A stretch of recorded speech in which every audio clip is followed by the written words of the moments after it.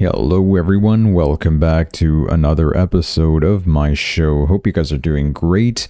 Today we will be discussing, Minnesota. What is going on in Minnesota? It's just a little too much, don't we think?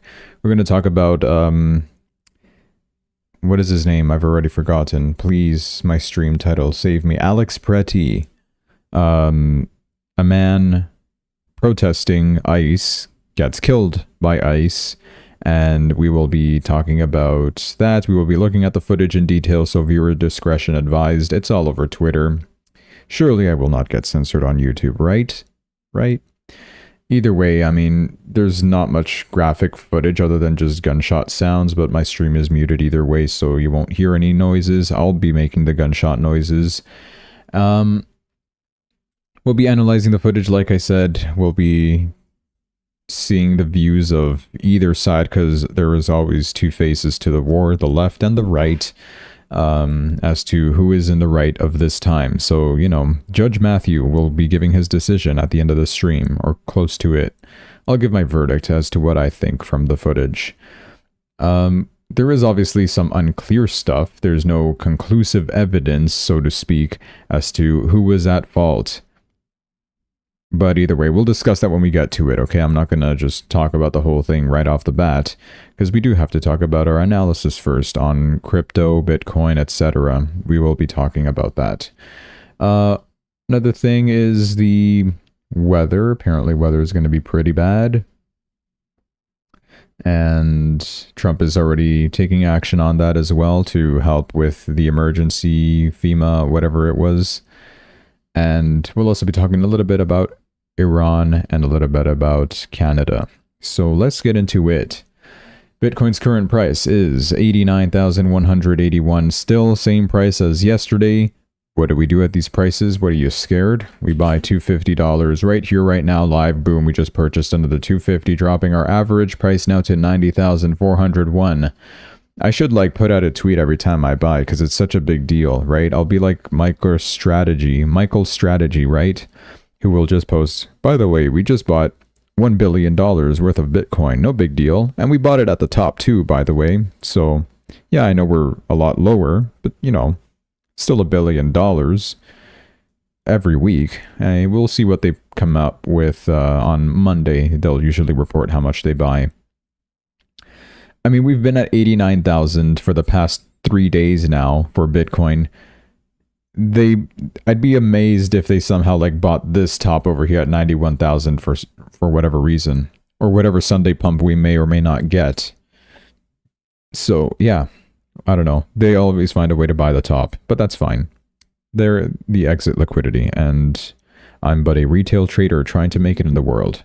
So yeah. That's awesome. I don't want to work another day in my life. Crypto seems to be the only way to get me out of it, and I will continue until eventually I am right. I could have been right. Do you guys see that darn penguin meme? It's still going high. Yes, I will open pump fund at the beginning of the stream. The Nietzschean penguin. 139 million market cap. Yesterday we saw this at, what was it, 80 million, I think, or 60 million? Why is it not loading? I clicked on it 15 times. It reached an all-time high of 170 something million. I first saw this project at 6 million. Rose to whatever it was yesterday. I don't remember, 80 million or something. Now it's just even more higher than that. Every time I look at this, I'm like, there's no way it continues higher, right? And it just continues higher the next day. I think it's just waiting for me to buy so that we drop with it. If you missed out on silver, this was your chance. You blew it as well. You missed out on silver. You missed out on penguin. Enjoy staying broke. Have fun staying poor. HFSP. That's a great meme. Remember when Germany sold all their Bitcoins? By the time they finally sold it all and Bitcoin was crashing to 50,000 at the time in 2024, I was streaming all that, by the way, so I suffered through it. As a celebration from the retail traders, we were all donating to the German Bitcoin address, just sending a small amount of Bitcoin, right, with a message, because you can include a message when you send a transaction, and the message would always be HFSP, which is have fun staying poor, because they sold 50,000 Bitcoins at the price of 50, 60,000, whatever it was at the time. And now look where Bitcoin is. At its worst, Bitcoin is at 89,000. Hey, that's not too bad, is it? Will we ever go back to those low prices? No, never. No lower than 66,000. I've done the math, okay? So we should be fine. Yes, I'm still accumulating here. Not huge amounts, of course. How much did I even put so far? Yes, I have a short position open on Hyperliquid I'll talk about. 7,000. No, it's not my money, though. How much is my money? Hello? Here it is. 2,500, let's just say, because I'm losing money in fees. But that's fine, because that's necessary, apparently. 2,500. Hey, I'm almost there, you know. I sold 3,000. No, I didn't. I need to have $3,000 worth in order to have a total of 9,000 position value, right? Why? Because I sold $9,000 worth of Bitcoin on spot that I purchased at 109,000, but I sold it at 93,000 with the intention of buying back lower on futures a lot harder. As long as I do get an average price of below 93,000 and that at least 3,000 is in there at 3x leverage, I'm sure this is going all over your head, but just bear with me.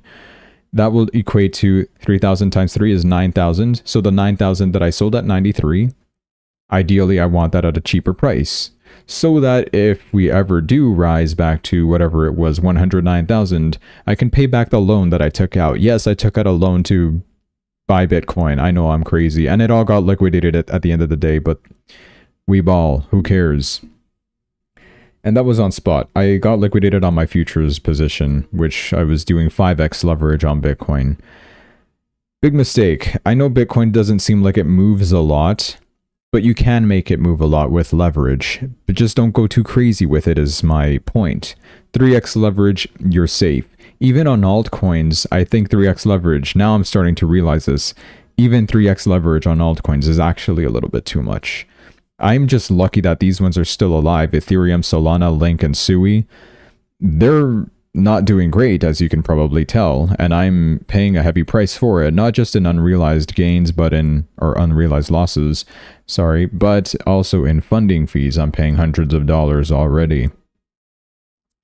But that's okay. I have faith that these will eventually rise to my entry price. I don't even want profit. Just go to my break-even price. This means send Ethereum to 3,650.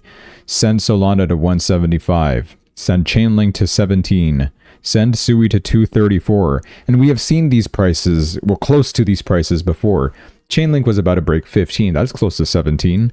Sui was about to break $2. That's close to 234. And I've got a lot, the most in Sui for whatever reason. Okay, forget that. Solana was pushing 150, which that's pretty close to 175 in my opinion. Just $25 off. It's not a big deal. I mean, we're $25 below the 150 by now. We're at 126. Surely that's possible.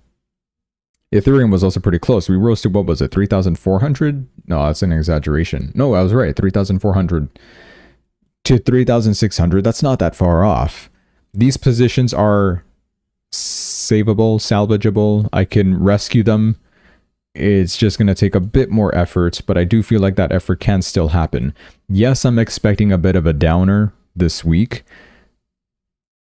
I mean, hold on. Before I actually declare what I expect for next week, I'm not going to declare next week is going to be a red week, okay? Because we got some stuff going on still. That stuff is, where's my telephone? Something important was going to happen on the calendar. The Senate Banking Committee, the market structure bill, that is happening on Tuesday. And so is the CFTC and SEC meeting on digital assets. That's also happening, if it will bring any volatility to the markets. You know what else is happening on Wednesday? Interest rate decisions. We already know we're not going to get a rate cut, and markets have been pricing that in. Part of the reason why we are down, okay? And the thing is, once we do get confirmation from the Fed that rates have remained unchanged, and whatever Powell's comments are for the future, there's a good possibility that we get some good volatility to start rising again. And the way I'm seeing this, look at the super trend on Bitcoin. It's at 91,400. I have resistance at 91,300, which is from Fibonacci level from all-time high to 80,000. Yeah, basically that's where the Fibonacci is from. And it's measuring resistance levels here. Yes, we did use them appropriately a couple times, right? The 98,000, that one worked out excellent. And now we're kind of back over here. The scam pump that we got on Friday, that pushed Bitcoin right to that resistance level as well. And super trend, I know it hasn't flatlined yet, but it's about to. I mean, it's a Saturday. We got zero volatility today, by the way. No surprise. That's looking like it wants to flat out around 91,000. I could be wrong, but that's what it looks like it wants to do for now. So this means 91,000, sorry, is the resistance for Bitcoin. And we can easily break that, not a problem. That would give us room to rise to maybe whatever pivot level we get. Could be at 93, 94,000, I don't know. We have to wait until Sunday evening stream to confirm whatever the resistance level will be at. But with the volatility that we will be getting next week, I think we do have enough, possibilities to obviously push past any resistance levels, take us to 98,000 and then 100,000, the final boss itself. I'm hoping that we can end this month with Bitcoin above 100,000. Can we do it? We've got 1 week left. It's going to be really hard to do it. So the odds are not in our favor. But we have the catalyst that can actually make it happen. And that's the volatility that the week can bring with, like I said, the Senate Banking Committee. If that gets delayed again, we're just going to crash. Forget about 100. Forget about 90,000. We're just going to 80 whatever thousand. My throat is in pain. I did not work today. My new schedule starts on Monday. That will include the shift on Saturdays and not on Fridays, which was annoying, but whatever. But still, I did have to catch up on a lot of reading, so my throat is still gonna hurt me for the duration of the stream. So hope you enjoy. Drinking warm water upon the recommendation of a friend of mine, and yeah, I think she's pretty right about that. At first, I was a bit skeptical. I'm like, drinking warm water, doesn't that just taste horrid? But then I tried it and I'm like, you know what? This is better than, drinking tea. Because tea is just so much work to make. I don't want to make tea. And it stains your teeth as well. It's happened to me. So I got a tooth cleaning. It's all perfectly back to normal now, my teeth. And I take good care of my teeth, I feel like. Yeah, maybe don't floss as much, but I still brush like every time after I eat, most times. At least twice daily, like that's for sure. So why did I even get on the subject? Oh yeah, I'm drinking warm water, so cheers. Okay. I think we'll be fine. And if we do drop with a Bitcoin, I just will be continuing to put thousands in it, dropping my average price. I would not mind that, because I still believe that we can have a good rise overall this year, right? If it's not going to happen in January, surely by March we get a good rise. Maybe. So we'll see. We'll obviously be following through with it the whole journey, so we'll draw our conclusions there. Let's move on to Ethereum. Sharp decline on the super trend. I'm not going to say where exactly it will slow down or flatline its invalidation zone, but yeah. Look at the RSI, by the way. Have you ever seen an RSI more flatter than that? It's pretty flat. So the price of Ethereum, 2,954. Not really much to say other than the 3,000 level. Let's just hope it stays above that. It's the 90,000 equivalent for Bitcoin, the 3,000 for Ethereum, right? So similar sense, right? If we see Bitcoin go above 90,000, we'll see Ethereum above 3,000 for price reference. Same with Solana, I would say, and that would be 130, the more important line. We see Bitcoin break above 90,000, we'll see Solana above 130. Solana is not having any movement today, $127.15. I mentioned accumulation would be great around 123. That point still stands to this day. If this does happen, I will be purchasing, likely. either to reduce the average price over here. I don't know how much I'd have to put. Okay, well, 4,000. Do I have 4,000? Not really. Not for Solana, at least. So that might be out of the question, but we'll take it one day at a time, I guess. But that's what I would like to see for Solana. So even a drop, it wouldn't really bother me. I'd benefit from a rise or from a drop. Just as long as the drop isn't so significant, of course, that these positions would be at risk of getting liquidated once again, which this was pennies away from getting liquidated. Let's not forget. And this was, I mean, thanks Bank of Japan, by the way. Yeah, that was really close to getting liquidated for me. The liquidation price on my Solana position, it's now increased, obviously, as time has gone on, but it was at 116, low 116, right? We dropped to 116.80. That was super close. Would have been gone $4,000. And we rose over here. I was still losing money, but what? You think I'm going to sell at a loss?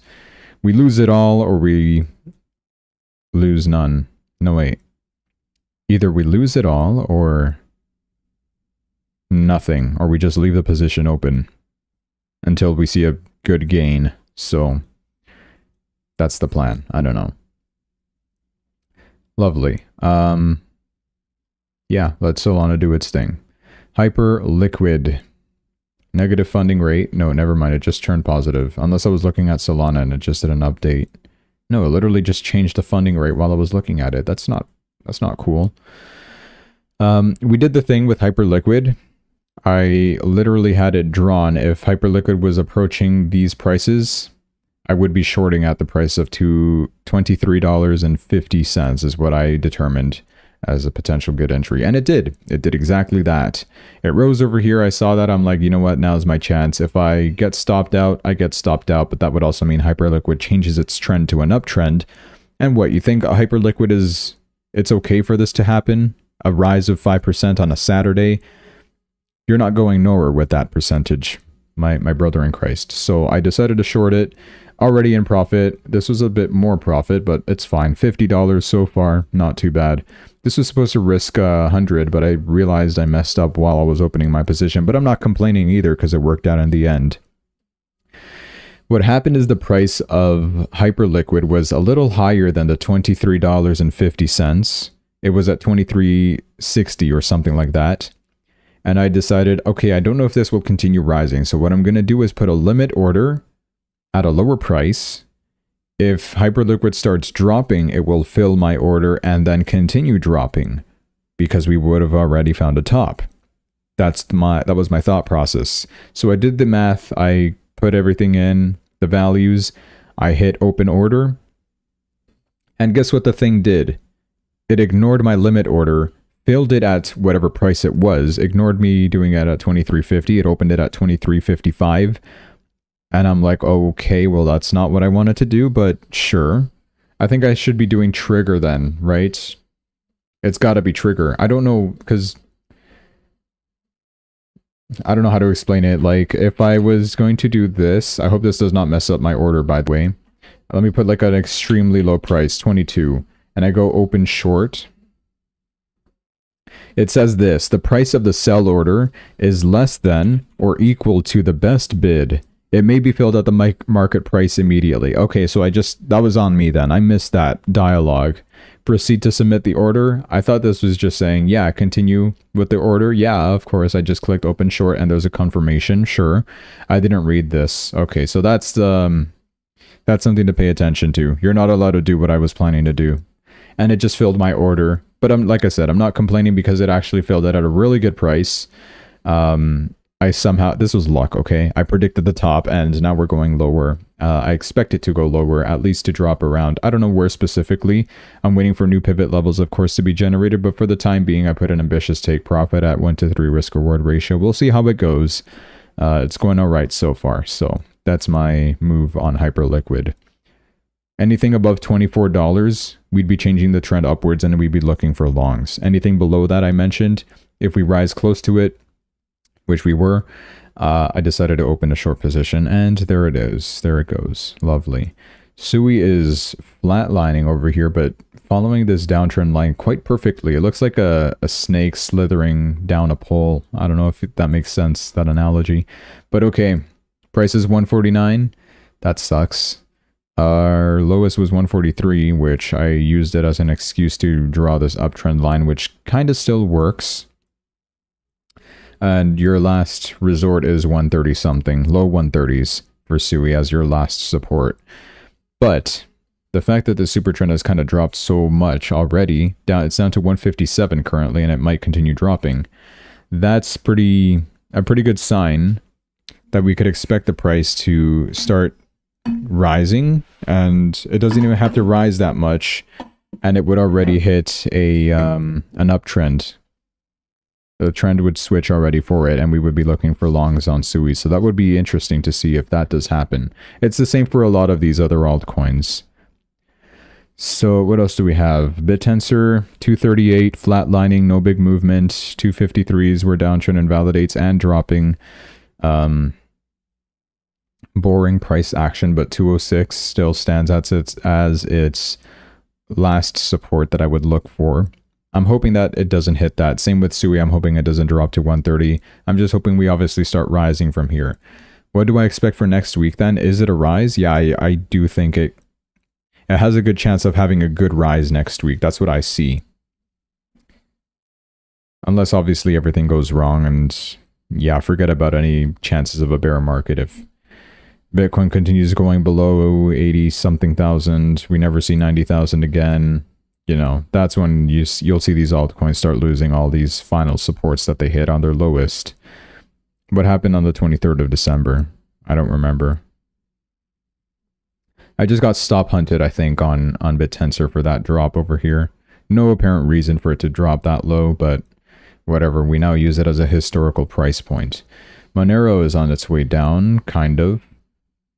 0% movement, yes, so much way down. I was expecting to accumulate anything below 485, which we have not quite seen yet. It's at 503 currently, so I will continue to stay out of it, wait a moment, and see what we get for Monero. That was one of the few that I was planning on, like, going against the trend, going long at what used to be an all-time high. I know, how crazy is that? Aptos is at 155. Lowest was 150. We're still using that as support. 141 is our all-time low, literally all-time low. Can we continue going lower? It's you can't rule that out of the question if this upcoming week goes really bad. So, you know, you might have to expect the unexpected. And I don't like how high up, and I also don't like this number, $1.67 is where the downtrend invalidates for Aptos. We're going to need some volatility to get there. Well, it's not that bad, actually. 7%, we can do that in a day. Or we can also drop 9%. That's also a possibility. We also do those in a day. Look at what happened a couple days ago alone. A low of 18% in one day. If you had a 5x leverage trade on any of these prices over here at 180 plus, you would have been immediately liquidated the next day. So that's why I got out of it over here. I did go long over here, I think. Got stopped out. It was a fake out, honestly. I could have made the profit that I was expecting, but I got stopped out. It's fine. It's me versus the markets at the end of the day. And let's move on to Chainlink here. It's flatlining. It didn't really drop to where I wanted it to. I drew this box here because it looks pretty. No, it's because I want to buy at this area. That's a big demand area, honestly. Looking back on this, I might have to reconsider. I do want to buy it around $11 and something. Maybe not 12. I think I want to be like, I want to be fair with Chainlink. Because regardless of what you think, it's still at a really good price right now. $12 is a great price to be getting into Chainlink. The issue is that I want to buy it cheaper. And we've seen worse, right? We've seen $10, we've seen $8. So what do you think? I really want to go for 11 or below. Or like anything that's not 12, right? $11 something. That's kind of what I wanted to go for with Chainlink. And slowly accumulate, because I do think that the time for Chainlink's downtrend is coming to an end. And same deal, this week can turn things around for Chainlink as well, if we do get the right volatility on it. I mean, not the right volatility, of course, but we will be getting volatility, but... Oh no, I'm right. Yeah, the right volatility. Volatility toward the correct side, which is up, it should go up, hopefully, because the downtrend line, yes, it's there. Yes, we respected it at this rise to 1439. But it's about time. Like, it's multiple times that we've hit it. It's getting weaker every time. It's likely that we can just break out of it with this next impulse that we get upward. That's what I'm trying to say. So I'm still going to wait it out. Wait for it to drop below 12. Okay. That's my thoughts on the market. Why did I spend so long talking about it on a Saturday? 0% movement on everything, yet I gave you a 25-minute monologue on it. So, hey, enjoy that. Let's move on to our news. We got a fat story for you guys. Let me drink some tea now. As soon as I said, like, oh, I prefer warm water over tea, I'm just going to drink tea now. It's really hot. Okay. So what happened? Why is Minneapolis this hellhole, is what it seems like. We have a little situation that aroused over there. This man, his name is... Where's his name? Alex Jeffrey Pretti. He was shot and killed in a federal agent incident in Minneapolis. Locals say that he is 37-year-old, lives in Minneapolis, he's a resident. He was shot by Border Patrol ICE agents earlier today, and he died from his wounds. Why? What happened? We're going to get into all of that right now. Department of Homeland Security said that he was armed with a handgun and he resisted attempts to disarm him. But footage and reactions around the scene have made this a flashpoint across the city, which we will be discussing. I'm going to see if I can describe this in the best way that I can. Do we have the original footage? Do we have the original footage? Footage. This is all like close-ups of what happened. He gets tackled. Come on, do I really not have the whole thing? No, I don't. Okay. I'll have to explain this to the best of my ability, but that's fine. Surely one of these posts talk about it. Yes, there's this, there's this. Oh, I should have done this way before stream. Okay. I guess we'll go through it all. So, here's the video. Wait, is this the same one? Yeah, it's the same one.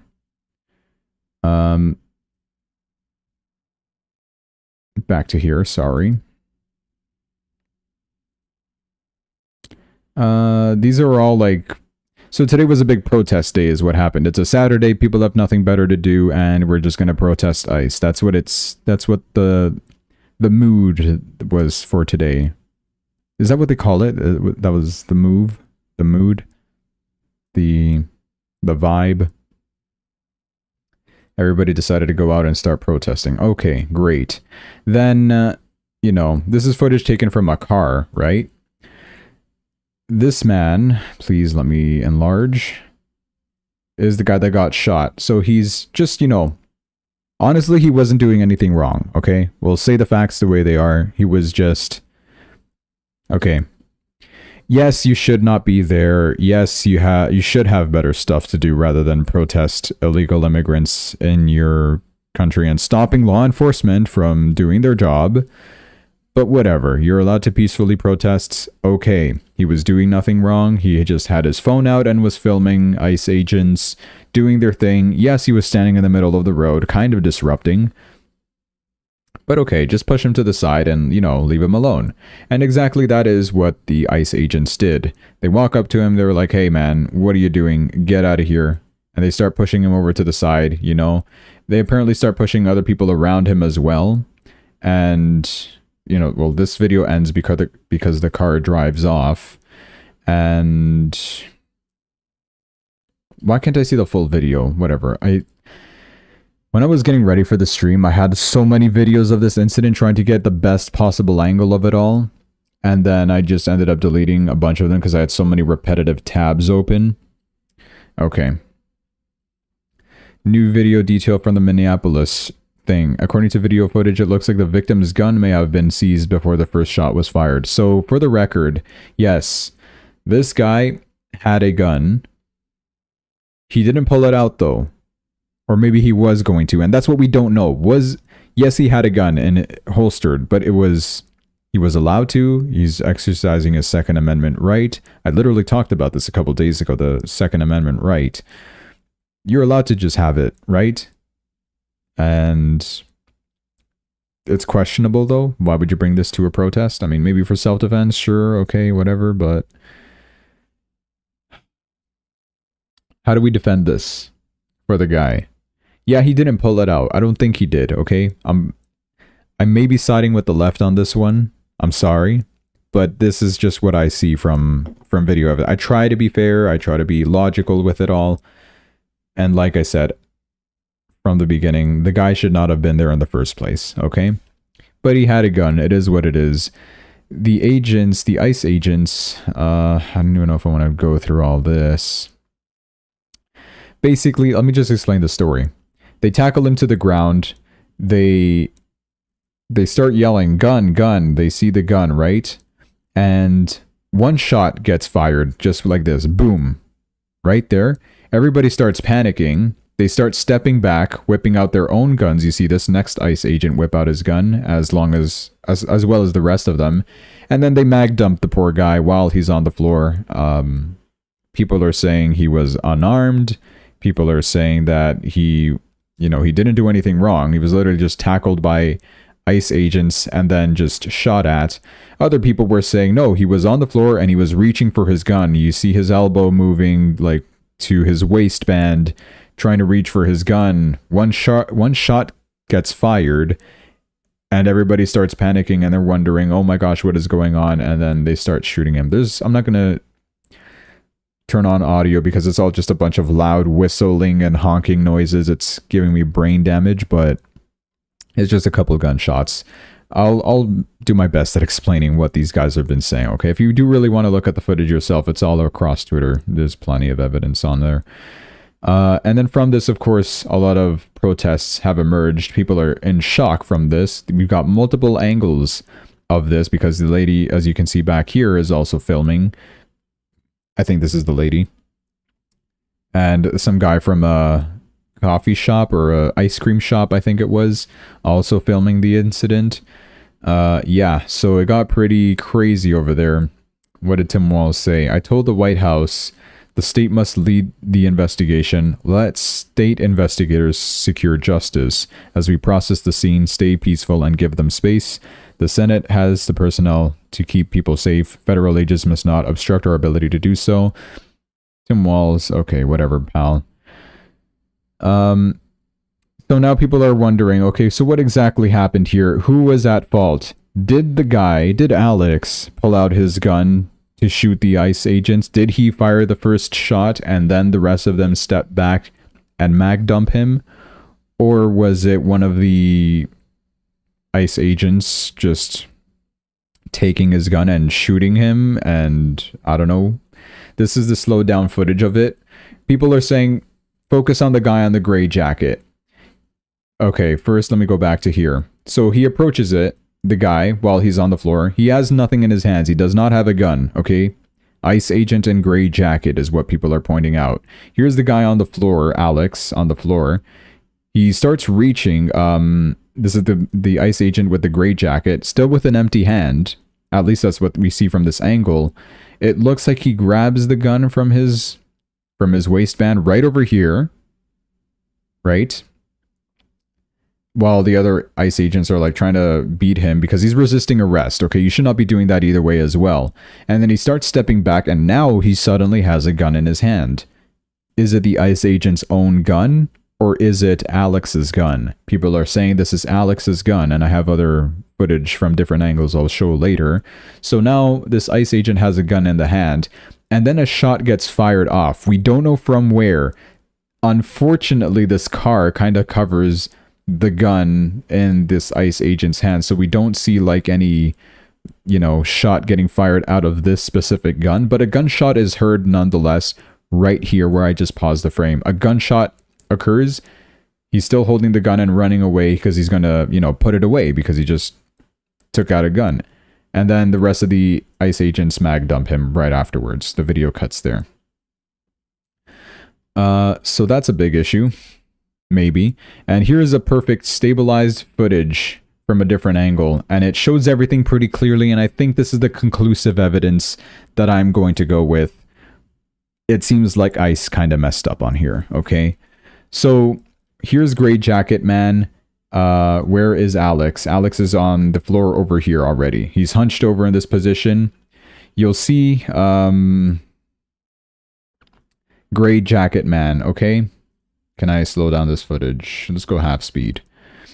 You see the gun in the holstered waistband of Alex while he's crouched over, right? These are his legs. This is his torso. He's bending forward. The ICE agent is like literally struggling, grabbing him by the waist and grabbing out the gun. He's pulled out the gun from here. A shot gets fired. We don't know from where. He starts standing up. And this is like the other thing that people are saying. From different angles, this is where it looks like Alex is whipping out his gun from here. But the gun was taken by the man in the gray jacket already. And he's already run off behind these guys. And then these other ICE agents start shooting him. He falls to the ground. And then they're like, okay, well, we just shot the guy. We have to just kill him now. So they mag dump him right here from this distance. And he dies.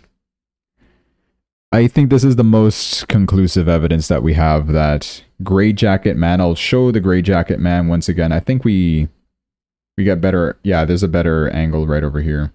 Not angle, same angle, but just more zoomed in. You see him grabbing the gun. Gray Jacket Man. Let's see. He grabs the gun, like successfully pulls it out. You even see the thing jolt up a little bit, like from his pocket. You see that? He grabs the gun, starts going away. They even push him out of the way. He's like, okay, get out. A gunshot gets heard. We don't know from where. And then these guys pull out their guns and start shooting him right over here, and then they mag dump him, etc. You get the point. It's great how AI can upscale and stabilize footage. I think it's AI. Or if this was like pure editing work, congratulations. That was great. This was a bit peculiar. This looks bad for ICE, honestly. After the shooting happened, this guy just claps and he's like, yeah, well, deserved. Haha. You shouldn't be clapping about that, honestly, but whatever. Okay. It looks pretty bad for ICE, in my opinion. Now, we're going to talk about the first gunshot. Who did it? How did it happen? What happened? Okay. So, in this footage, these people are everybody's pretending to be a detective, by the way. I mean, so am I, so I don't blame them. It looks like this Gray Jacket guy who took the gun accidentally shot the bullet, and that caused these guys to panic. We're like, oh my gosh, I just heard a gunshot, and everybody's screaming gun, gun, by the way. That's why this guy reaches and takes the gun from him, possibly accidentally shoots a shot into the floor, right? And that causes everybody to freak out, shoot Alex again, and then mag dump him for the rest. This is the pistol, by the way, that they retrieved from him.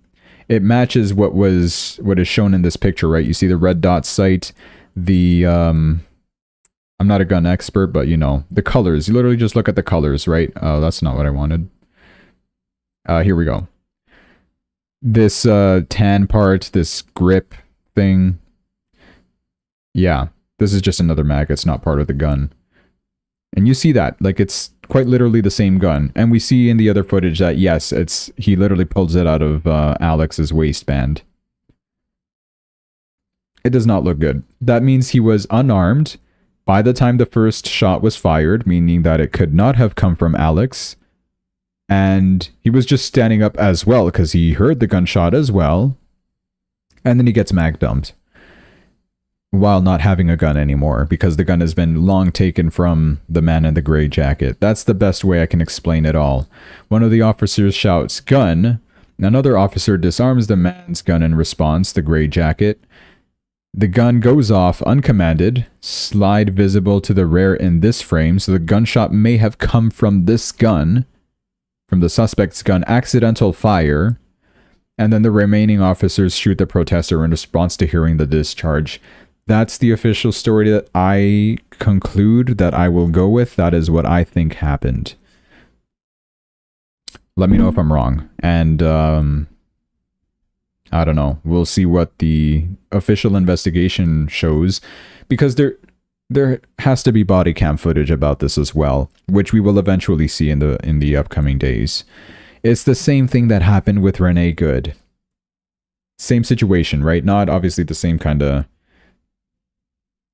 type of severity, but she was, you know, from one angle it looked like she was just trying to run away from the ICE officers, ramming her car over to the side, but then you get the body cam footage and it literally looks like you're about to get ran over, and then the ICE agent shoots in self-defense at that point.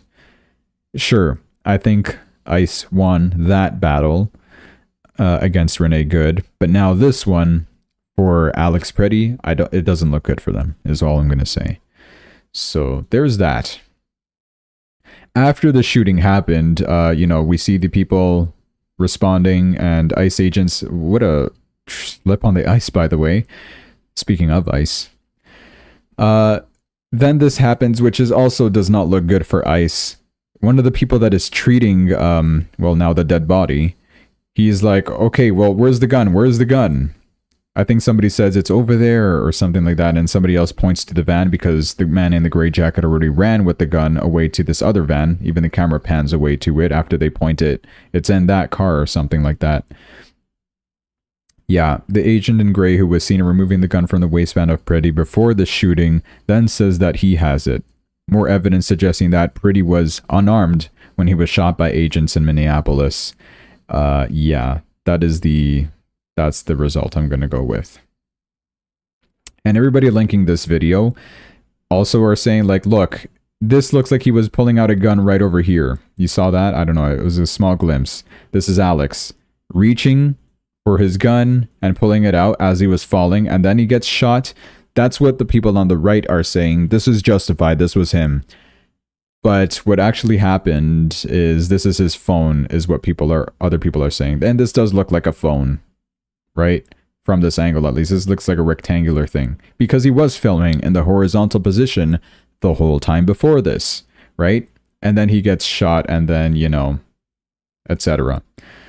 Other people are saying, no, that was the gun that he was pointing out and the shooting was justified. He pulled out a gun and ICE agents shot him first before he pulled out his gun. No, he didn't. Man in gray jacket retrieved it, accidentally shoots a shot to the floor, and then rest of ICE agents think that the suspect had a gun, but it was actually his phone, and they shoot him to death, right?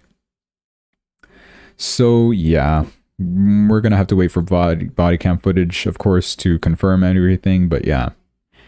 So in conclusion, he had a permit to carry, he was legally exercising his Second Amendment right, he did not draw the weapon, he was filming when ICE approached him, they had taken his weapon from its holster before they shot him, therefore people are ruling this as a murder.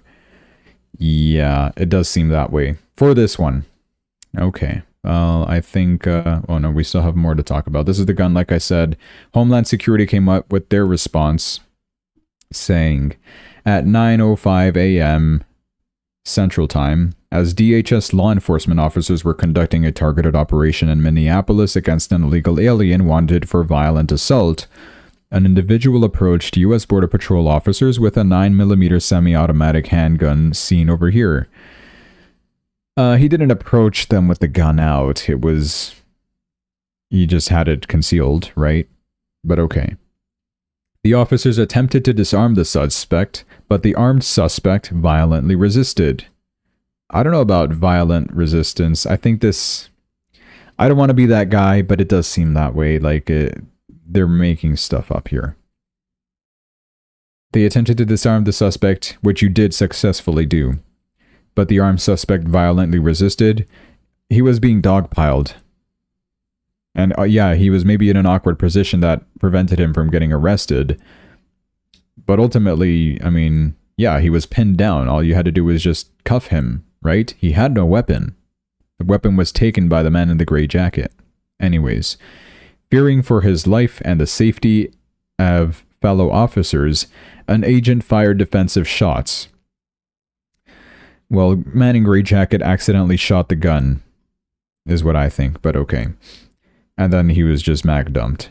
Medics on the scene immediately delivered medical aid to the suspect, but was pronounced dead at the scene. I mean, after you mag dump a guy, he's not going to live. The suspect also had 2 magazines and no ID. That's suspicious from poor Alex as well. Why do you have 2 magazines? I mean, sure, if you're bringing a gun, yeah, you need to reload it, I guess, but unless you're planning to do some dangerous activity. And no ID? Okay.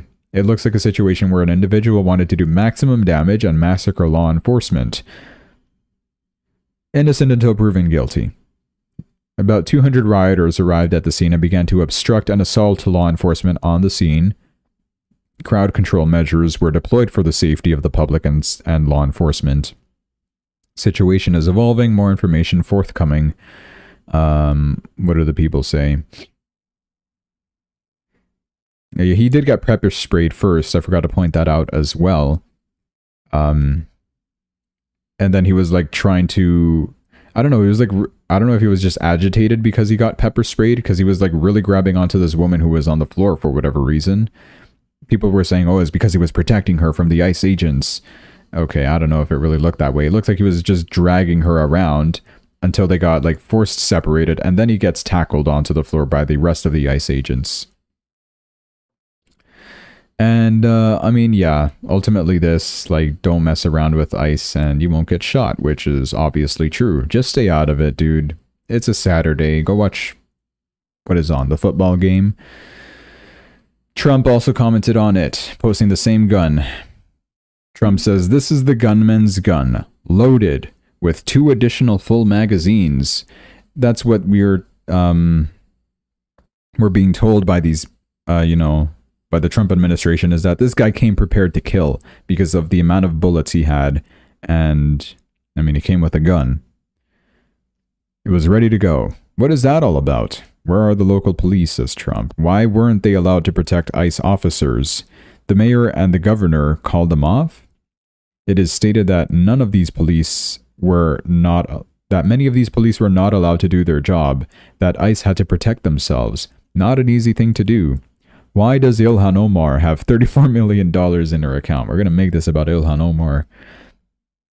Where are the tens of billions of dollars that have been stolen from the once great state of Minnesota? We are there because of massive monetary fraud, with billions of dollars missing and illegal criminals that were allowed to infiltrate the state through the Democrats' open border policy, which is true. We want the money back. And we want it back now. Those fraudsters who stole the money are going to jail where they belong. This is no different than a really big bank robbery. Much of what you're witnessing is a cover-up for this theft and fraud. The mayor and the governor are inciting insurrection with their pompous, dangerous, and arrogant rhetoric. Instead, these sanctimonious political fools should be looking for the billions of dollars that have been stolen from the people of Minnesota and the United States of America. Let our ICE patriots do their job. 12,000 illegal alien criminals, and many of them violent, have been arrested and taken out of Minnesota. If they were still there, you would see something far worse than what you're witnessing today. Okay. Now, people are also debating the veracity of this image, because they do a reverse image Google search on, I just said, okay, a reverse image search on Google, right? And these are the results that you get. The photo is fake, says this person with a screenshot here, because that same photo appears in a Reddit thread 5 days ago.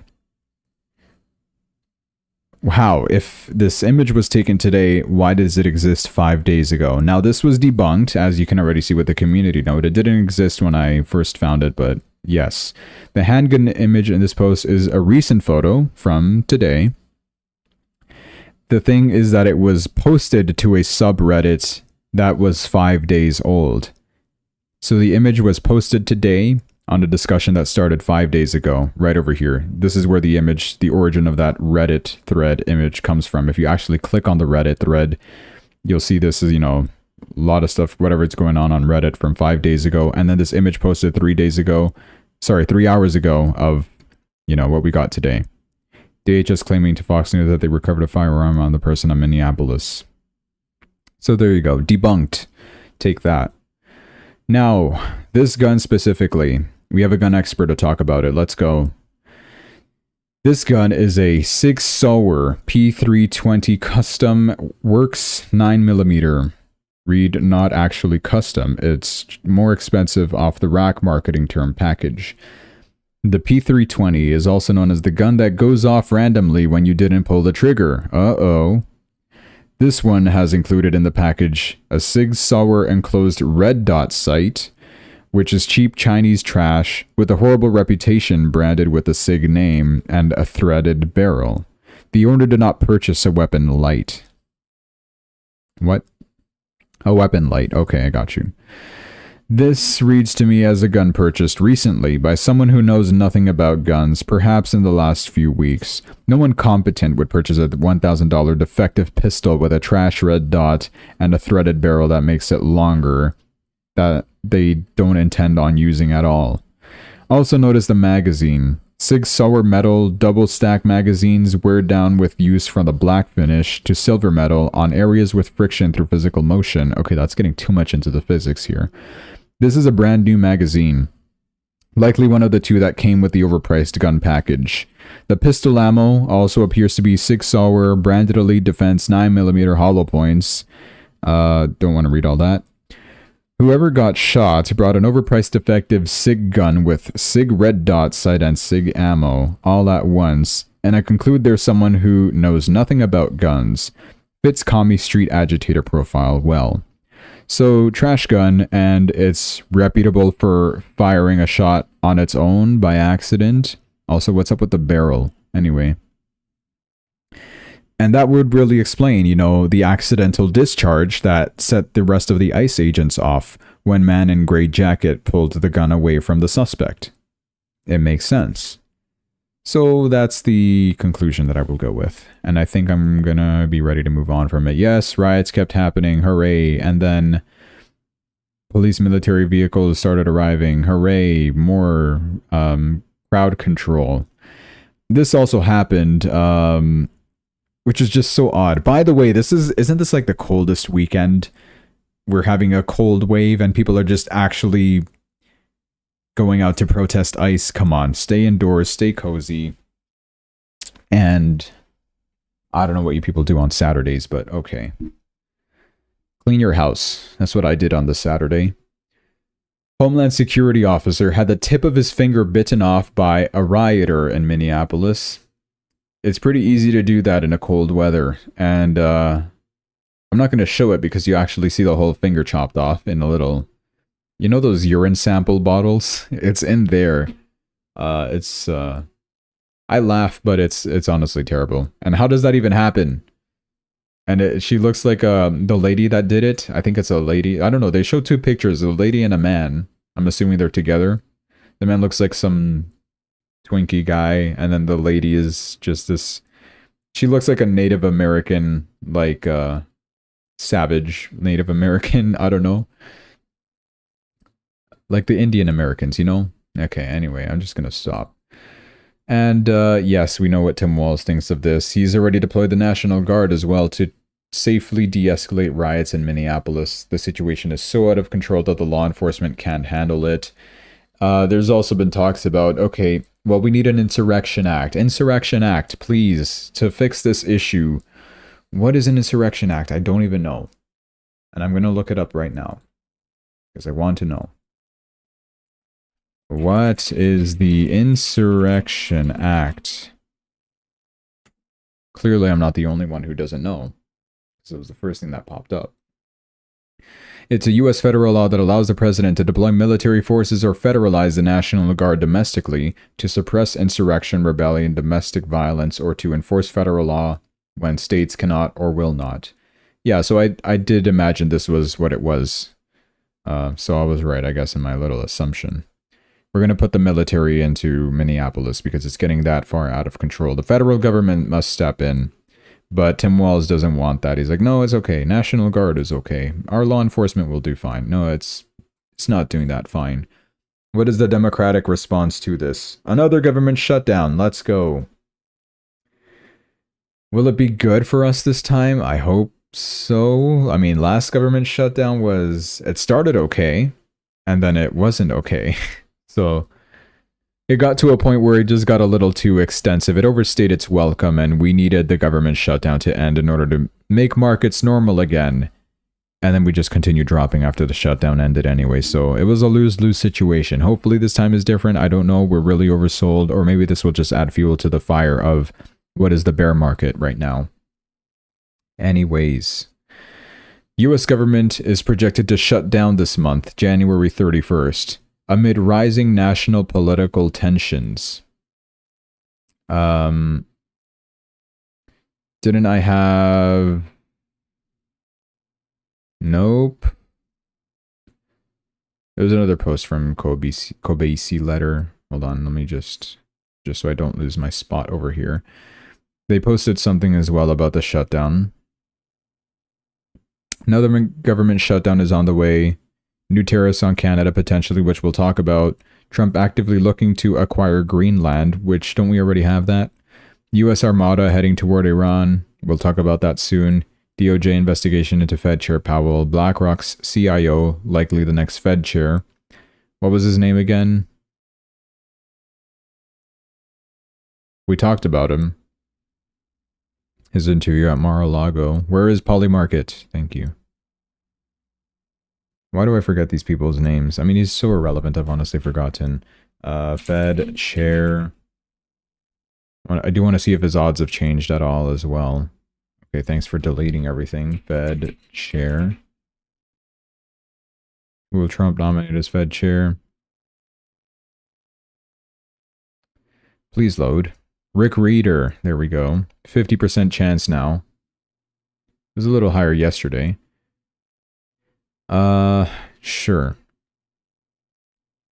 And then President Trump calling for the 2,000 stimulus checks and 1% interest rates, meaning that asset owners will be the only winners. I think maybe only gold holders and silver, gold and silver, because Bitcoin is not going up amid all this stuff. This is what I wanted to talk about. The odds of another government shutdown by January 31st surged to 75% per Polymarket. Less than 3 months later, the government shutdown is, already back. The Senate Democrats are threatening to shut the U.S. government down if DHS and ICE funding is included. Included in what? The big beautiful bill? The odds of a government shutdown on January 31st are rising sharply, yes. So it does not look good. Okay, moving on from that shutdown, my gosh, again. Cold weather. Amid this cold weather, people are just rioting.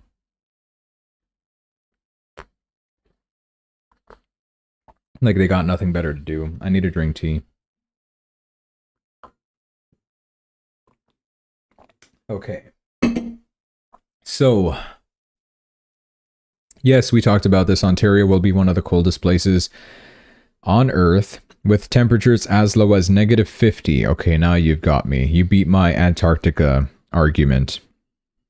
Sure. Apparently, we will be getting 30 centimeters of snow or something like that. I could look this up.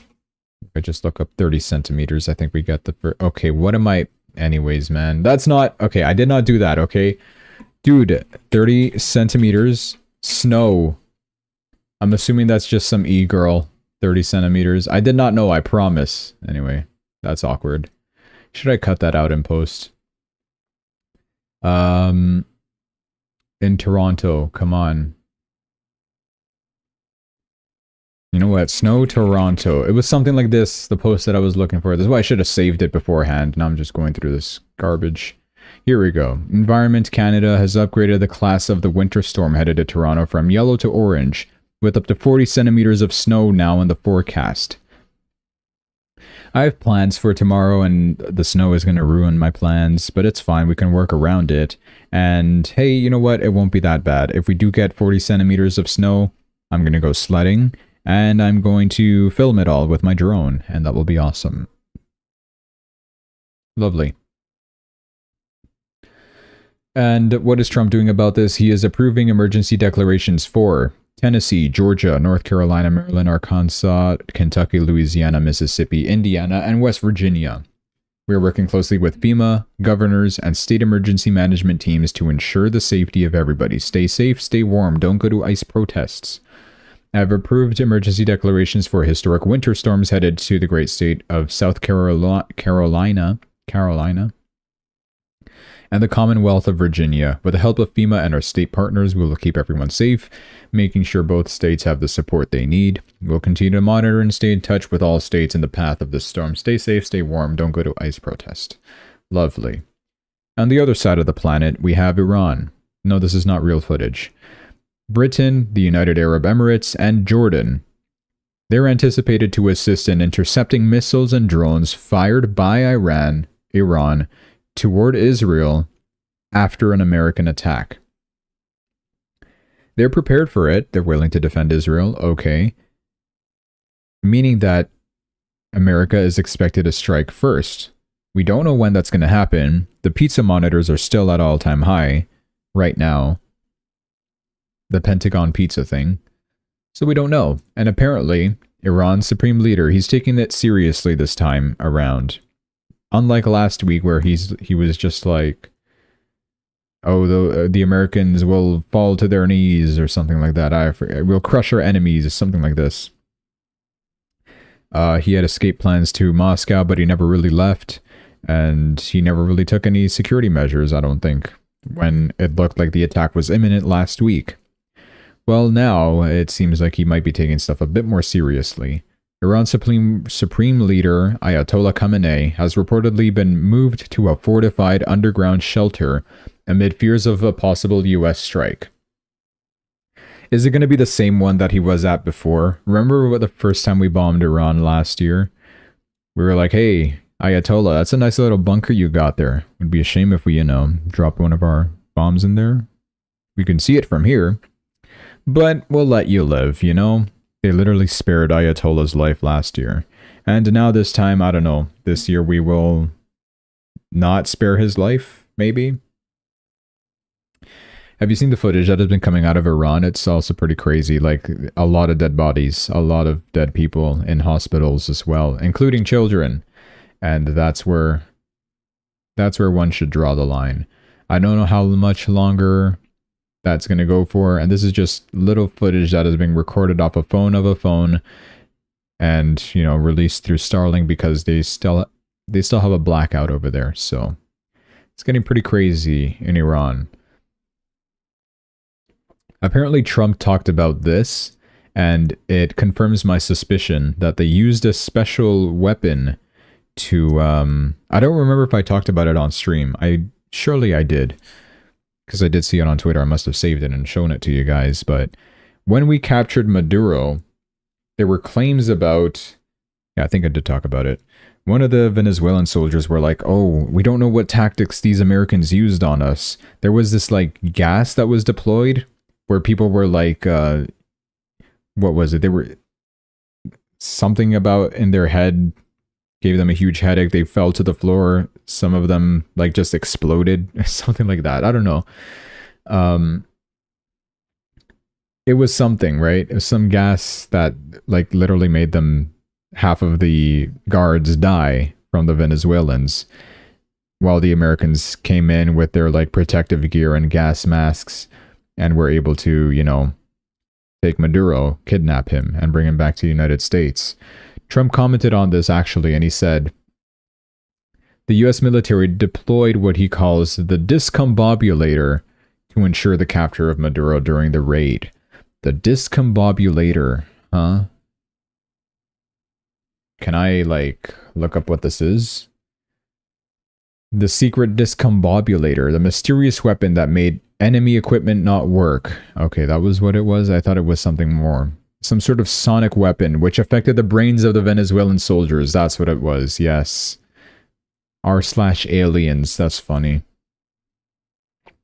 It's a classified US weapon described by Trump as a device that disables enemy electronics. Cool, so it gives you brain damage and it makes your cell phone stop working. And your war monitors. What is this? Who is Caroline Levitt? What is Trump? Do we have like 4-year-olds using the internet now? What is going on? Anyways, I was asking about the discombobulator. I think that's a fair question to ask Google. People are literally Googling who is Caroline Levitt. Oh, brother. Anyways, moving on from the discombobulator. Such a cool name too. It gives you brain damage. That's awesome. Maybe they use this in Iran. But anyway. Trump says that he will impose a 100% tariff on all Canadian goods and products if China makes a trade deal with Canada. If Canada makes a trade deal with China. Just 8 days ago, Canada announced a new strategic partnership with China, which we talked about. So we're back to step 1 of the tariff playbook. We announce a heavy tariff. Step 2 is taco. And then step 3 is we get what we wanted. By we, I mean America. I don't identify as Canada. That's so funny. This is what Trump posted on Truth Social. If Governor Carney, wow, what a start. Governor Carney. If he thinks he's going to make Canada a drop-off port for China to send goods and products into the United States, he is sorely mistaken. China will eat Canada alive, completely devour it, including the destruction of their businesses, social fabric, and general way of life. If Canada makes a deal with China, it will immediately be hit with a 100% tariff against all Canadian goods and products coming into the USA. Take that. What are we going to do about it? Cry? 100% tariff on Canada, dude. That's just going to demolish us. Like, we're done. No saving us from there. Trump says as well, the last thing the world needs is to have China take over Canada. It's not going to happen, or even come close to happening. Thank you for your attention to this matter. So why did Carney go to China in the first place? And I did foreshadow this before. I was like, there's no way Trump is just going to sit there and do nothing. He is going to have to do something about it. And he was already alluding to what he was going to announce. 100% tariff on Canada, by the way. Bitcoin does nothing. 100% tariff on China, though. Oh, God forbid you look at the price of any altcoin. That thing will drop 80%. You see what I mean? Like, the October 10 crash made no sense. Absolutely no sense. We're getting a 100% tariff on Canada. No one cares. On China? Oh, okay, the whole planet cares. Everybody 24/7 monitoring the crypto screens and decide to mass crash the markets. Lovely. It's me against the world, isn't it? So why is Trump threatening Canada with a 100% tariff if they sign a trade deal with China? Here's the economics about it. Canada sends about 75 to 76% of all its exports to the United States. That's over $450 billion per year. A 100% tariff would make the most Canadian exports uncompetitive overnight. His core concern is trade routing. If Canada signs special trade agreements with China, the Chinese companies could move goods into Canada first and then send them into the United States, bypassing American tariffs. That's so true. Trump calls this using Canada as a drop-off port, which is what he said in that post. That would completely break U.S. trade policy against China.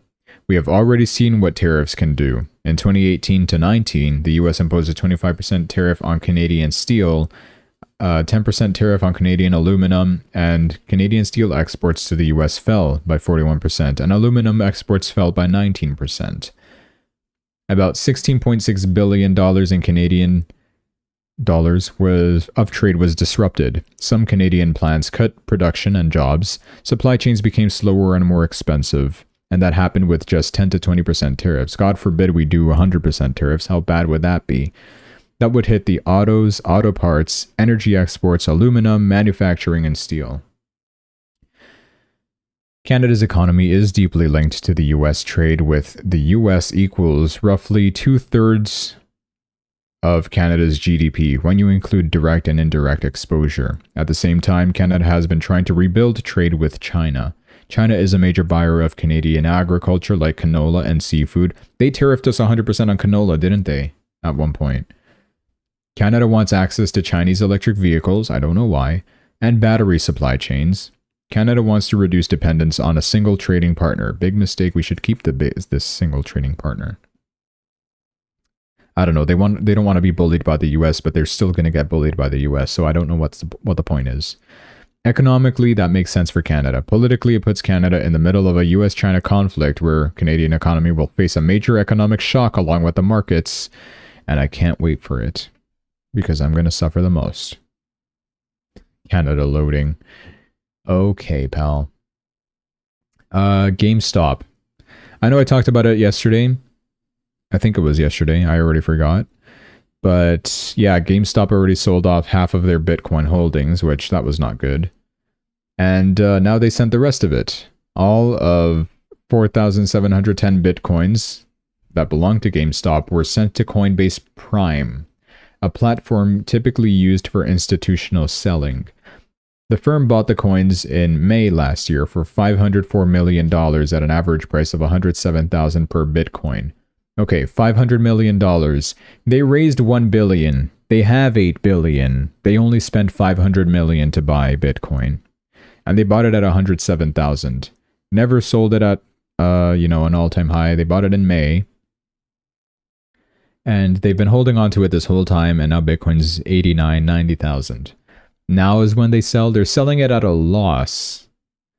Their holdings peaked from $504 million to $590 million. Look, you made $85,000 practically overnight if you, sold it on October 9, when Bitcoin hit its all-time high.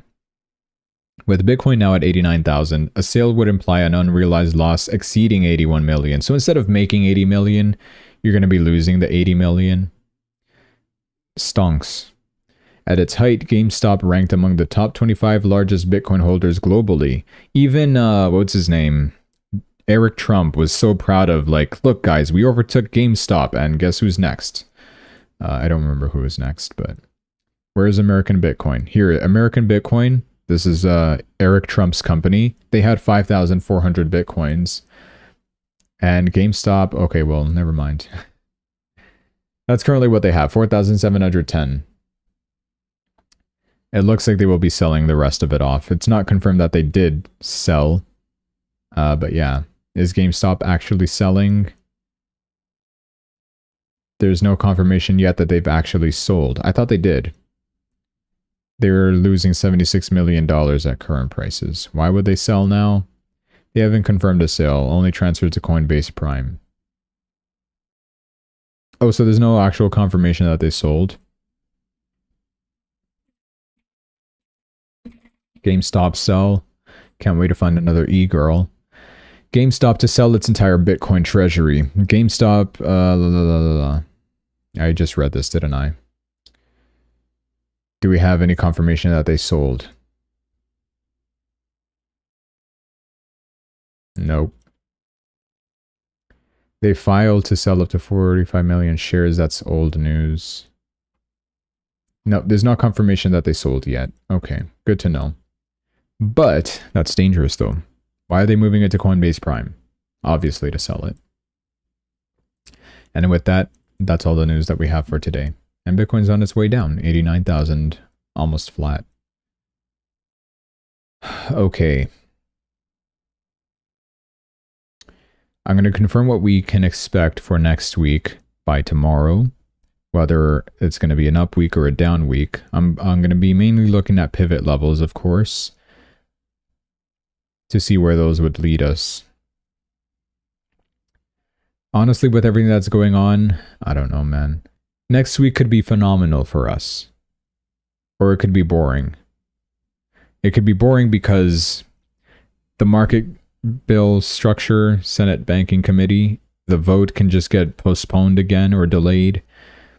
We're expecting the government shutdown again. We usually get shaky before that because of this darn Minnesota thing. What else was happening Tuesday? I mean, this meeting between the CFTC and the SEC about digital assets. I mean, maybe nothing will come of that. People will get discouraged. Interest rate decision on Wednesday, the Fed. Jerome Powell might just give us bad news or, you know, this boring stuff of, oh, yeah, we'll see how inflation goes. Good afternoon, by the way. He's going to say good afternoon. I'm going to be betting on that on Polymarket. It's free money. Literally, he has to start it by saying good afternoon. Afternoon. 97% chance. That's free. That's literally free. I'm not signed in. Oh, it's so annoying. No, it's this account. I almost click the wrong account every time. I click the wrong account again. Here we go.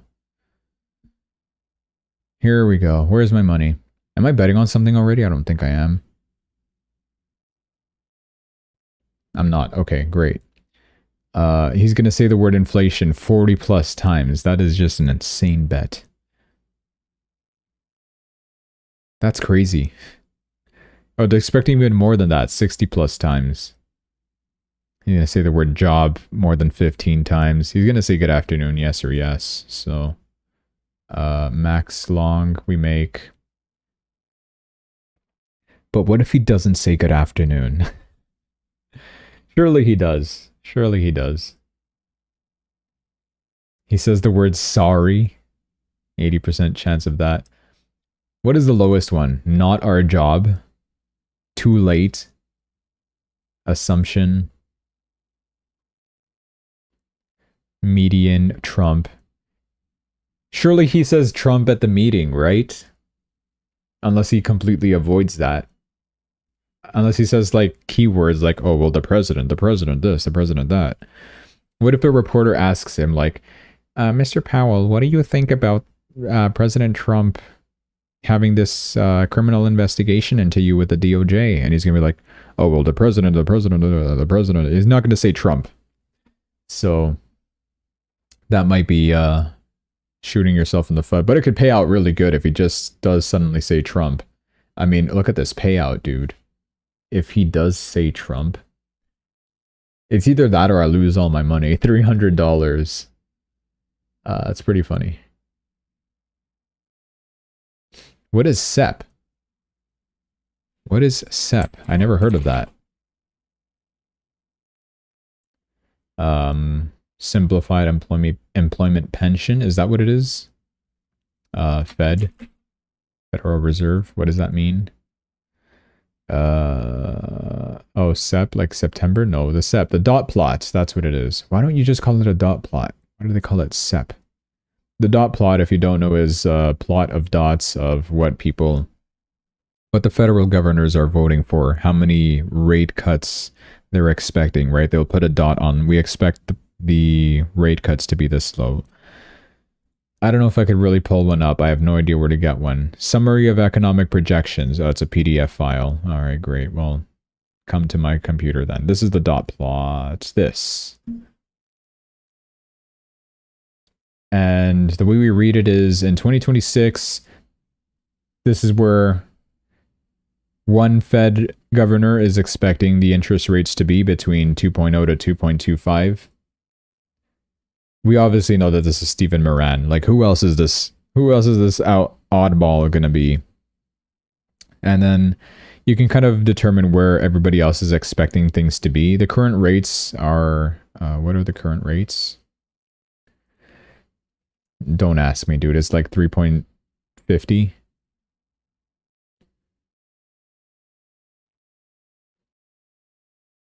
And I mean, anyways, all that to say is like, surely he mentions this at least once. Oh, 4+ times. Okay, that's the kicker.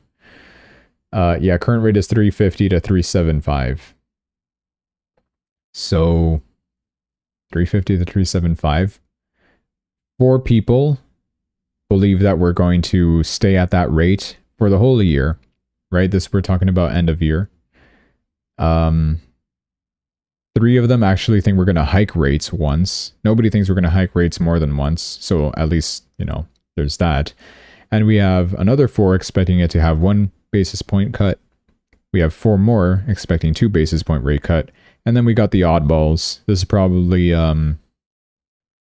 Waller and Warren. Is it Warner or is it some other people? The pro-Fed governor rate cut people.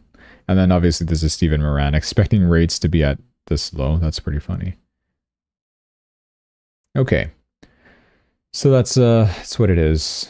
Okay. What else can I bet? Stock market. Surely he says the word stock market. Too late.